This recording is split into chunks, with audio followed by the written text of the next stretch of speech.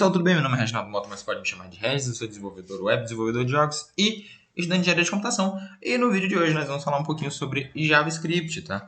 No último vídeo sobre desenvolvimento web, eu falei sobre seletores do CSS, né?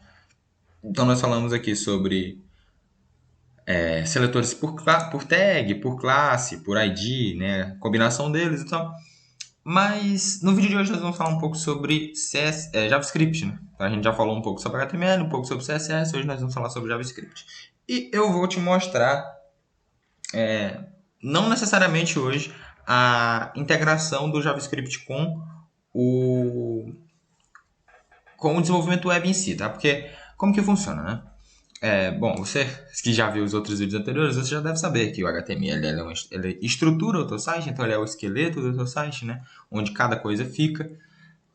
O CSS ele é o que dá aparência para o teu site e o JavaScript ele é responsável pelo dinamismo, então ele vai dar aí tudo que está relacionado com o dinamismo do site, por exemplo, adicionar um comentário, como por exemplo arrastar, fazer um slider, tudo isso aí, todas essas coisinhas aí que estão relacionadas com o site ele se modificar, né?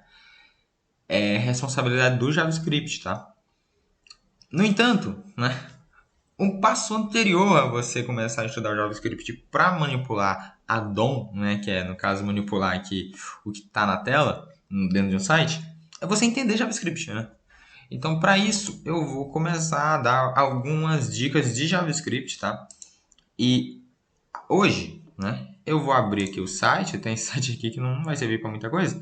O que a gente vai querer mesmo aqui é com o console, tá, do navegador. Por quê? Porque aqui no HTML eu adicionei essa tag script e coloquei a referência aqui para o main.js, tá? E aí, toda vez que eu colocar alguma coisa, por exemplo, se eu colocar aqui ó, console.log, que é o que serve para a gente imprimir alguma coisa no debug aqui, né, no console aqui. Se eu colocar, por exemplo, console.log 1, perceba que vai aparecer 1 aqui, ó, tá? Então, se eu colocar aqui, por exemplo, console.log o Regis, vai aparecer aqui o Regis, tá? Então, basicamente, esse código aqui ele vai executar aqui toda vez que a página se iniciar, ele vai executar esse código aqui, tá? O navegador. E no vídeo de hoje eu quero mostrar para vocês um pouquinho, um conceito, né? Que é o conceito de callback, que basicamente uma callback eu vou dar um exemplo aqui, ó, como se eu fosse criar a callback. A callback é uma função, tá? Que ela recebe outra função e ela retorna essa função com, com alguma coisa, tá? Passando alguma coisa aqui. E esse alguma coisa é o que vai depender, vai variar de callback para callback, tá? Claro que isso aqui foi só um exemplo, tá? Mas teoricamente é essa a estrutura. A callback é uma função que chama outra função. Aí você fala, porra, pra que isso vai ser útil, sei lá o quê? Bom, perceba, eu vou utilizar aqui um exemplo. Eu vou dizer que eu tenho aqui, ó, esse array de números, tá? 1, 2, 3, 4, 5, 6, 7, tá? Então, entre esses 7 números, tá? Imagina que eu quero imprimir aqui no console o quadrado desses números, né? Então, eles ao quadrado. Então, como que eu posso fazer isso? Bom, uma forma disso é usar um laço de repetição, né? Então, for, que é para, né? Então, para todo número do array, né? Numbers, o que é que eu vou fazer? Eu vou dar um console.log, opa, aqui deu, console.log no number vezes o number, tá? Então, ele é ao quadrado aí. Quando eu salvar, perceba que vai aparecer aqui, ó, os números ao quadrado, tá? São exatamente esses números aqui. Se eu aumentasse aqui, perceba que quando eu salvar vai aparecer aqui também. Beleza, e tal, beleza, ok, bonito, mas por quê? Tipo, o que isso tem a ver com callback? Perceba, o que tem a ver com a callback é que isso aqui eu poderia fazer de outra forma, melhor, né? Eu poderia, por exemplo, colocar aqui, ó, numbers. Ponto. A primeira callback que eu vou mostrar para vocês é o map, tá? O map, detalhe. aquilo lá podia ser uma função, né? Eu poderia ter uma função, né? Que, sei lá, imprime quadrado, né? Recebe um número, tá? E o que ela faz? Ela dá um console.log no num vezes num, vai. Agora sim, vai. E aí, né, eu poderia ter aquela mesma estrutura, tá? Eu poderia ter o for number of numbers. E aí fazer agora eu não preciso mais coisar, né? Eu posso simplesmente fazer imprime quadrado passando o number, né? E aí ia funcionar da mesma forma, tá? Só que para não precisar ficar usando esses laços de repetição, o que é que dá pra gente fazer? A gente pode fazer pelo próprio numbers. Tem esse map. Que esse map ele vai receber, ó, tá até aparecendo aqui, ó, callback fn, né? Uma callback function, que ela vai receber, tá? Ela vai receber os valores que estão aqui dentro. Como assim, Regis? Perceba. Se eu passar o imprime quadrado aqui, olha o que vai acontecer. Eu salvei e apareceu a mesma coisa. Perceba que se eu comentar isso aqui, vai sumir. Apareceu a mesma coisa. Por quê? O que é que o map faz? O map, ele basicamente ele recebe cada elemento e ele passa para a função. Então eu posso pegar aqui, ó, por exemplo. Isso aqui poderia ter feito diretamente aqui dentro, tá? Poderia ter criado a função aqui dentro. Poderia ter botado ó, ou, se você prefere, number, né? Ele vai receber o number e ele vai retornar, né, um console.log do number vezes o próprio number. E aí, quando você salvasse, ia dar a mesma coisa. Né? Inclusive, para provar que não estou só enrolando vocês, vou colocar o cubo. Tá vendo aí? E esse map ele também pode ter outros valores, né? E aí onde entra a grande magia do map, né? Pelo menos na minha opinião. Por exemplo, no caso do for lá, eu poderia fazer aquilo lá de duas formas. Né? Poderia pegar o próprio array ou pegar o tamanho dele. Né? Poderia colocar, por exemplo, for int, sei lá, i igual a 0. Né? Aliás, int não, né? Estou confundindo com C#, com C++. For i, enquanto i fosse menor do que, sei lá, numbers. Ponto. Agora eu não lembro se é count ou length aqui. Count, vai. Vamos ver se é count. I++, por exemplo. E aí console.log o numbers índice i. Tá, não é count, provavelmente é length.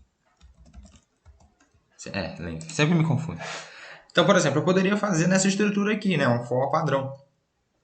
E aí aqui eu teria o índice, né? Então esse i seria o índice de cada um dos elementos. Então ele vai de 0 até 9 nesse caso, né?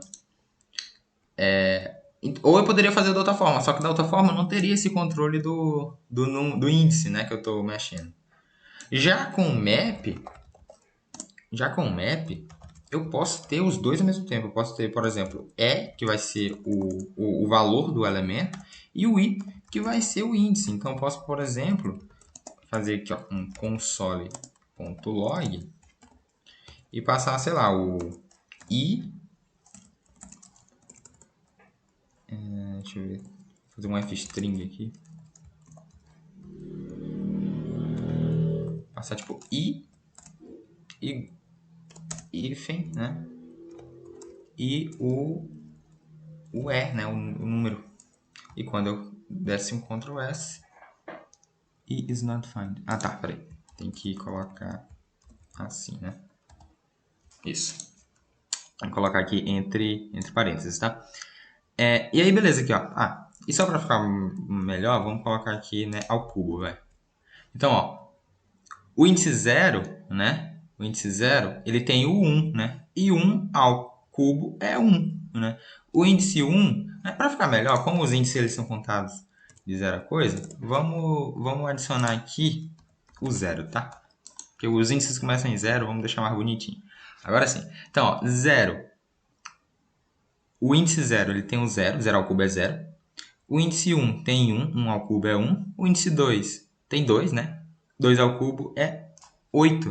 Né? Então aqui ó, eu tenho tanto o controle do índice quanto o controle do E. Tá? E isso é bem útil, né? E se você colocar o mouse em cima do map, né? Acho que quando você vai criar, né? numbers.map, você percebe que vai ter esse array aqui, ó, que ele também vai estar retornando. Então você consegue verificar quais são os valores que eles estão sendo passados, né? Por exemplo, aqui ó, você vê, aqui, ó, o primeiro é um value, o segundo é um index e o terceiro é um array. Então, por exemplo, eu posso, só para continuar o exemplo ali, poderia ter, sei lá, um AR ali, não AR não, um A, só que ele é read-only, né? Então eu posso, por exemplo, dar um console.log aí nesse A para a gente ver o que é que ele tem. E basicamente ele é o array original, tá? Então eu poderia fazer aquela mesma estrutura lá de pedir para ele imprimir o A, I, né? Aí seria a mesmíssima coisa lá daquele outro lá. Então, o map ele recebe esses três argumentos, tá? O primeiro argumento, ele é o valor, tá? Do número lá. O segundo é o index e o terceiro é o próprio array. Tá? Então, basicamente, o map ele funciona assim. E aqui dentro você poderia fazer muitas coisas, tá? Então, esse foi o map, tá? No vídeo de hoje eu vou explicar mais um deles, tá? Mais um desses callbacks que a gente tem no JavaScript, que é o filter, tá? O filter, mesma coisa aqui, tá vendo? Ele recebe ó, o value, o index, o array. Só que o que acontece aqui é que a estrutura é diferente. Ele também vai receber, ele também vai te retornar, né? Aqui, o valor, o index e o array, tá?